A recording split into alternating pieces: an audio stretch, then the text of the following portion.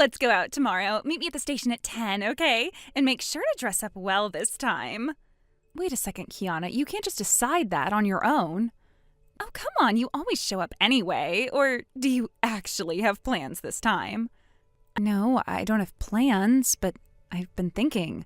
I always felt like I was forcing myself to go along, and it's not just the two of us, right? Your friends will be there again. It's always different people, and honestly, having a bunch of guys there too makes it uncomfortable for me. I don't think it's that big of a deal, though. Maybe not for you, since they're your friends, but for me, I'd rather sit this one out. I think you'd probably have more fun without me there anyway.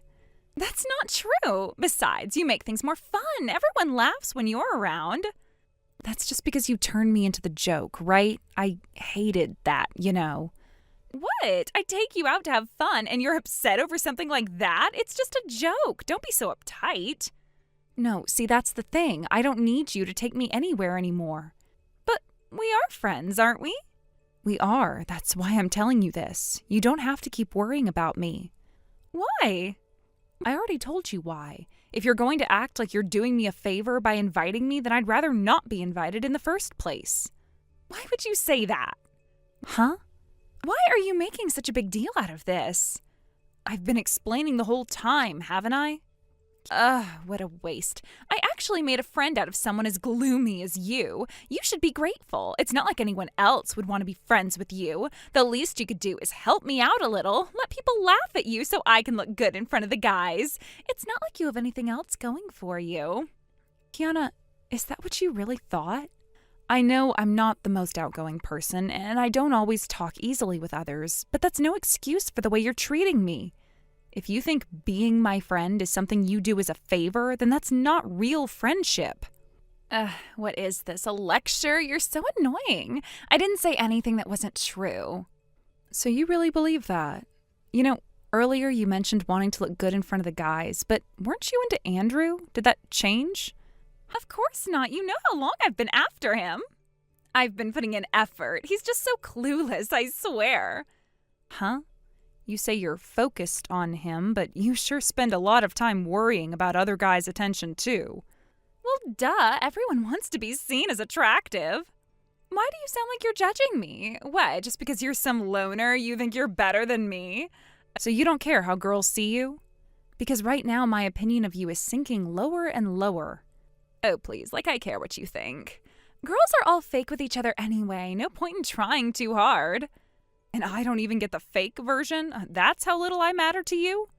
Well, maybe if you actually did what I said, things would be different. But you're barely above last place in my priorities, so if you start acting out, I have no reason to keep you around. Huh. You're gloomy, boring, not even cute, no style, no social skills. Of course you don't have many friends. And now, when I ask you for one tiny favor, you say no. Seriously, you're hopeless.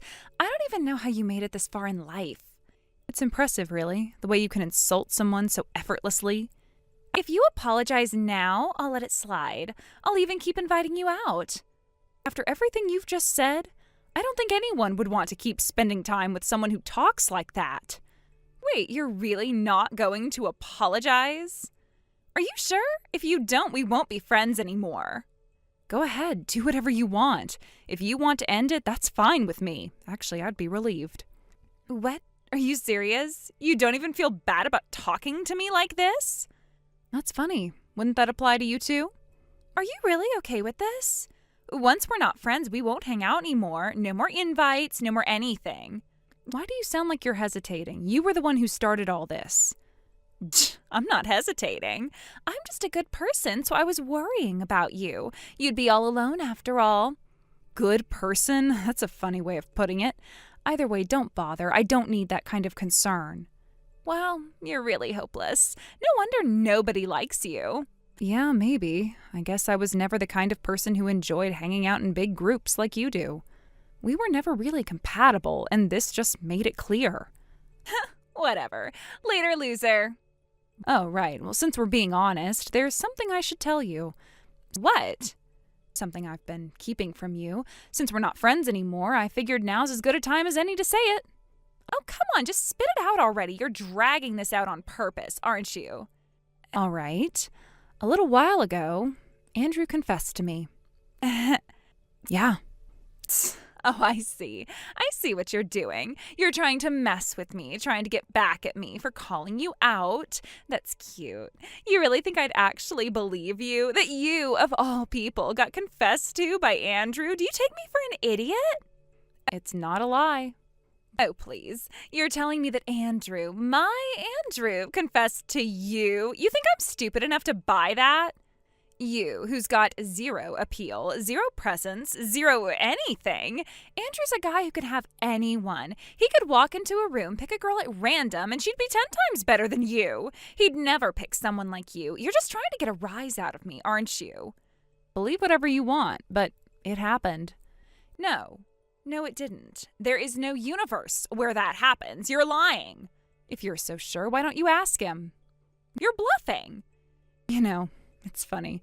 You've been using me as your little go-between, haven't you? Talking to him for you, dropping hints about you, trying to make sure he noticed you. And yet, it was me he confessed to. I didn't even do anything. I wasn't trying. And still, I'm the one he chose. Isn't that ironic? No. That doesn't make any sense. I let you be around him because you weren't a threat. You were supposed to be useful, not... You were supposed to help me. You were supposed to talk to him, figure out what he likes, and tell me so I could use it. And now you're telling me that after all of that, after everything I did, he picked you? I haven't even given him an answer yet. Then say no. What? Say no right now. If you actually cared about me, you wouldn't even be hesitating. It's not that simple. Yes, it is. Just say no. You know how I feel about him. You know I've liked him forever. I have put in all this effort, all this time, and you think you can just take him from me? I didn't take anything from you. You can't steal something that was never yours to begin with. You were so confident, weren't you? So sure of yourself. You thought you had it all figured out, that he was already yours, that all you had to do was keep pushing, keep playing your little games, and eventually he'd just fall for you. But you never stopped to wonder, what if he never liked you in the first place? At first I thought maybe this would be easier if he just fell for you. Maybe that would solve everything. I even tried to push things in your favor. When he confessed, I dropped little hints about you, brought you up, but he already knew. Knew what? Everything. That I was only talking to him because you told me to, that you were trying to use me to get closer to him. No, he didn't. You're lying. You really think Andrew is that oblivious? That he didn't notice how forced everything felt? That he didn't see through your little scheme? So I asked him. What he really thought about you, and you know what he said? What did he say? I'm not into girls like her. I prefer someone more reserved. So you see, this whole time you thought you were playing a game, you thought you had control, but in the end it never even mattered. No. Yeah. No, that's not how this was supposed to go. I was supposed to be with him. I was supposed to. But you're not. And now I am done holding back. I accept his confession. No. Yes. You can't. I just did. Why? Why would you do this to me? Because we're not friends anymore, and I don't owe you anything. You spent years putting me down, mocking me, using me, belittling me. And now when I finally stand up for myself, now that I finally have something you want, you're acting like I'm the one who betrayed you. That's funny. Shut up! No, I think I've been quiet for long enough. I let you control me. I let you make me feel small. But I'm done. I am not your punching bag anymore. You think this makes you better than me? You think you're winning? I think I don't care anymore. Goodbye, Kiana. No, come back here. You can't just leave. You can't just walk away from me. Hey!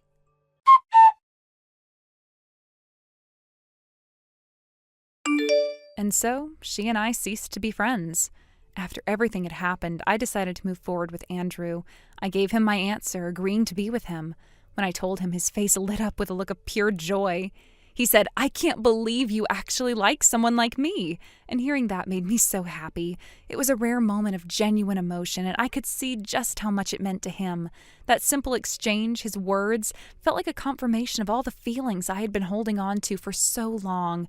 It was like a burden had been lifted from me, and in that moment, everything felt right.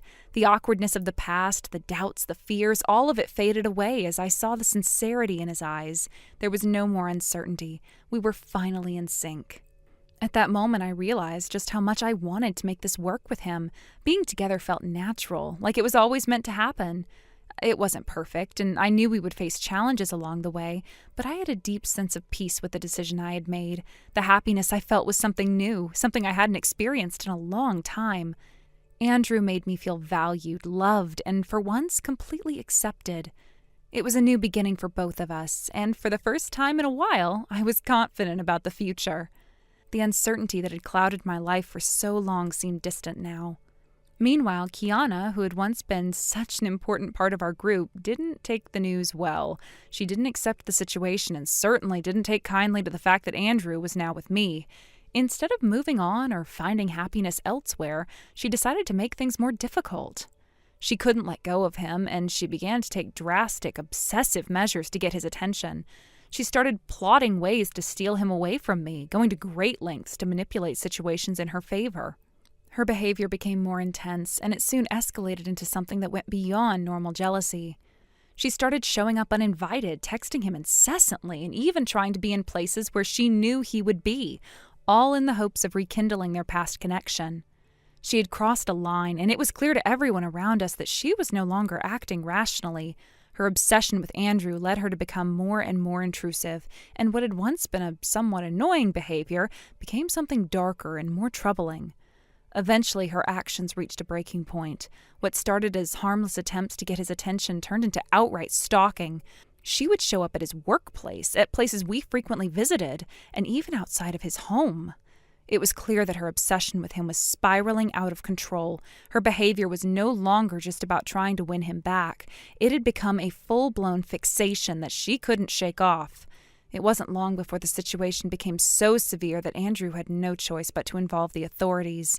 He couldn't ignore it any longer, and neither could I. We had tried to talk to her, to make her understand, but she wouldn't listen. She was too far gone into her delusion, and it wasn't just harming her, it was affecting us as well. Kiana had crossed a boundary, and her actions ultimately led her to a situation where the police had to step in. She was caught up in a situation that spiraled out of control, and it was no longer something we could handle privately. The law had to get involved, and from there, everything became even more complicated. She faced legal consequences for her behavior, and the whole town started to talk about what had happened. Her reputation, already tarnished by her behavior, only became worse after the police got involved.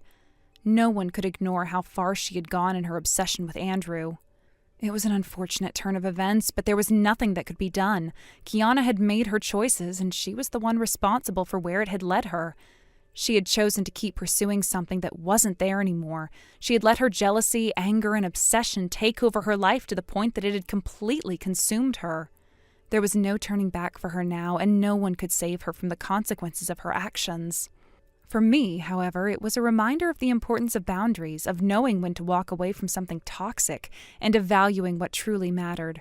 I didn't want to dwell on the mess Kiana had made for herself, but it was hard to ignore the fact that her obsession with Andrew had hurt both of us. What started as a friendship had now been completely overshadowed by her destructive behavior. Her inability to move on had not only destroyed our friendship, but also damaged her own life in the process.